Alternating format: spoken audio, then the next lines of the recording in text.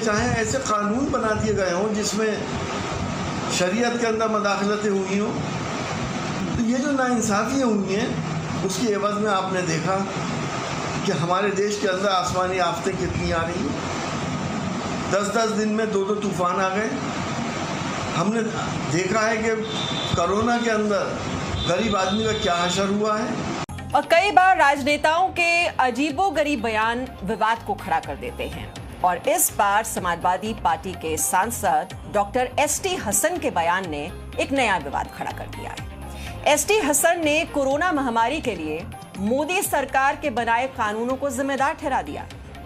मुरादाबाद के सपा सांसद doctor ST Hasan ने बेहद बेतुका बयान देते हुए बीजेपी पर तंज कसा है।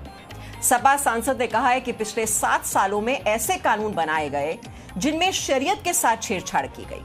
नागरिकता कानून के तौर पर ऐसा कानून बना दिया गया जिससे सिर्फ मुसलमानों को नागरिकता नहीं मिलेगी। इस सरकार के कामों से जो नाइंसाफियां हुई उससे देश में 2 बार बड़े तूफान आ गए और कोरोना के चलते हजारों लोग मर भी गए।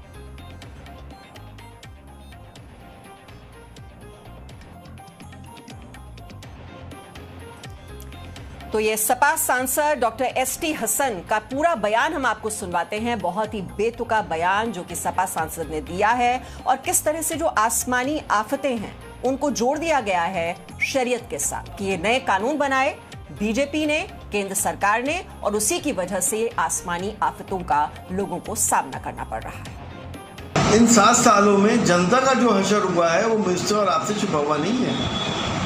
जिस तरह से नाइंसाफ़ियाँ हुई हैं 7 सालों के अंदर, जिस तरह से डिस्क्रिमिनेशन हुआ है मासेस के बीच में, चाहे वो नौकरियों का मामला हो, चाहे लाइसेंसेस का मामला हो, चाहे और भी बहुत से मामलात हों, कि उसके अंदर जितनी भी नाइंसाफ़ियाँ हुई हैं, चाहे ऐसे कानून बना दिए गए हों जिसमें शरीयत के अंदर मदाखलतें हुई हों, चाहे ऐसा कानून बना दिया गया हो जिसमें दुनिया के सबसे बड़े लोकतंत्र में पर्टिकुलरली एक कम्युनिटी को कह दिया गया कि उनको नागरिकता नहीं मिलेगी, यानी कि मुसलमान को नागरिकता नहीं मिलेगी, बाकी सबको मिल जाएगी। तो ये जो नाइंसाफ़ियाँ हुई हैं उसकी एवज़ में आपने देखा कि हमारे देश के अंदर आसमानी आफतें कितनी आ रही हैं।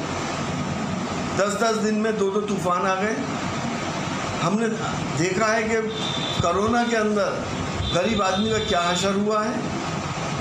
हमने उस गरीब को देखा है जो 2 जून की रोटी ये पटरियों को ऊपर जा रहे थे और उनकी लाशों के टुकड़े हमने देखे हैं।